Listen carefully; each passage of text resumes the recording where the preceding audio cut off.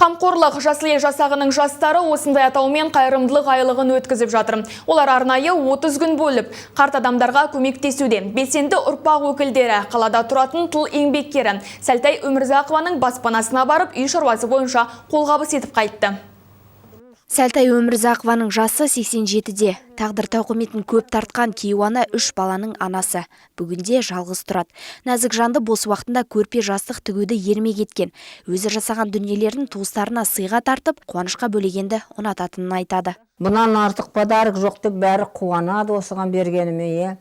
Әр уақытымды осымен өткіздім. Жуансым жас, әлгі осы глаз радовать деп сол сияқты соны тіксем, нетсем, қуанып өзім нетем, күнімді өткізем соны ептеп. Қариясы бар үйдің қазынасы бар деп дана халқымыз тегін айтпаса керек. Өмірі өнегеге толы осы жандарды мейірім мен құрметке бөлеу бүгінгі жастардың парызы. Аяна Хакимованың жасы 16-да. Бойжеткен қашанда қарттарға қолғабыс қылып, көмек көрсетуге дайын екенін айтады.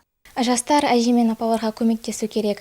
Олардың батасын алып, олардың көңілін көтеріп солай жүру керекпіз. Және де біз өзіміздің қатардағы құрбыларымызға, соларға үлгі көрсетіп, оларды бізбен өзімізге жұмыс жасауға шақырып жүреміз. Себебі ол біздің бойымыздағы еңбекқорлық деген қасиеттерді дамытады. Көмек қолын созған жастар игі істі үлкен ыждахаттылықпен атқаруда. Олар су тасыды, үй айналасын өсіп кеткен шөптерден тазалап шықты. Оған қоса шашылып жатқан отындарды жарып берді. Осындай балалар, қыздар келеді, Нұр Отаннан келеді, көмектеседі, қарымды көреді. Даже биыл весной военный училище нелер келді. Өзінің тракторымен, күректері бар, лопатасы бар. Мынау қар басып қалды, весной, а то су басып кетер еді үйді. Рахмет мені сендерге. Осылай келесіңдер, жастар көмектеседі маған. Мен оған қуанамын. Жастардың мейірімділігі қарт әжені қуанышқа бөледі. Айта кетейік, жасыл ел жасағының сарбаздары биыл қамқорлық айлығын өткізіп жатыр. Іс-шара барысында олар 30 күнде 10 егде жастағы адамға қолғабыс жасауды жоспарлап отыр.